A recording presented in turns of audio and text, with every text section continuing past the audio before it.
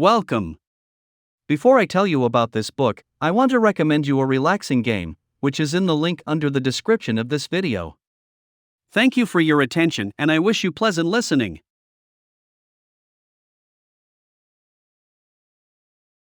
Chloe Gong won herself a legion of devoted fans with her YA fantasy retelling of Shakespeare's classic tragedy Romeo and Juliet, aptly titled These Violent Delights. The explosive sequel and concluding book, These Violent Ends, was released last year to equal acclaim. But as Foul Lady Fortune reveals, the story of the duology's wider cast of characters is far from over. Shifting the focus to Juliette Cai's cousin Rosalind Lang, the novel sees the former showgirl entering into a fake marriage in order to investigate a series of brutal murders in 1930s Shanghai. 4 years ago, Rosalind was brought back from the brink of death. But the strange experiment that saved her life also gave her special abilities. Now she doesn't sleep or age, and she can heal from any wound. Rosalind has become difficult to kill, which makes her perfect assassin material. Desperate for redemption for her traitorous past, she uses her abilities for her country. Codename, Fortune. Weapon of choice, poison. But with the Japanese Imperial Army bearing down on her beloved homeland, Rosalind is given a new mission. A mission that will pair her with the renowned son of a nationalist general. Orion Hong has an agenda of his own, but the two spies must work together, posing as a married couple to infiltrate a conspiracy that threatens their country. With someone targeting civilians on the streets, Rosalind and Orion have a race against time to unravel the mystery. Meanwhile, on the other side of the fight is Rosalind's sister Celia and Orion's brother Oliver, who are embarking on their own dangerous mission.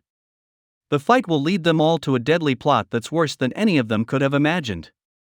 Perhaps this was a game that haunted Rosalind late into her eternal nights, a useless exercise of cataloging everything she'd done wrong to end up where she was today. Gong's Shakespeare-inspired universe is one packed with political intrigue, personal machinations and secret agents of both the double and triple variety. Sometimes when books are so detailed and intricately woven it's difficult to re-immerse yourself with the story after a year away from it. But slipping back into this dangerous, double-crossing world is incredibly easy, even if the fabled scarlet and white-flowered gangs from the original duology are a thing of the past. It's made all the more thrilling by the breathless opening, which sees Rosalind on a daring assassination assignment aboard a train. After that, Foul Lady Fortune goes from one tense, near-miss and fraught confrontation to the next, all the while bringing Rosalind and Orion closer together. Of course, this is a story of duplicity and conflicted allegiances, but the most exciting part of the plot is the will-they-won't-they relationship between the two spies at its heart.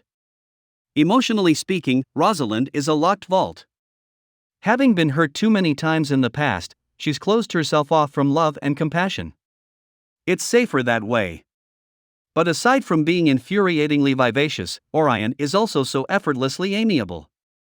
Even when he's not trying to win Rosalind over, he still manages to sneak through the hairline cracks in her defenses.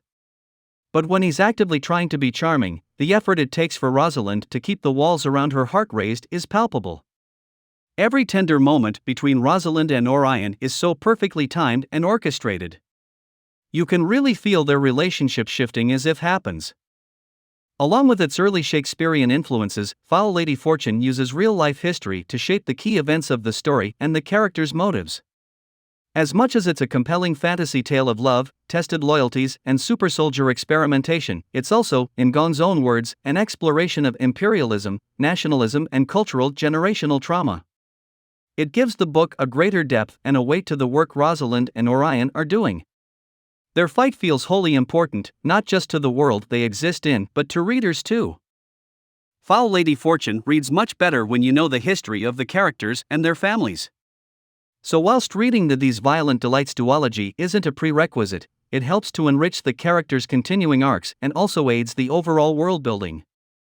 And when a story is this pacey and captivating, with such beautifully written characters, why wouldn't you want to read every book that shapes the world they exist in?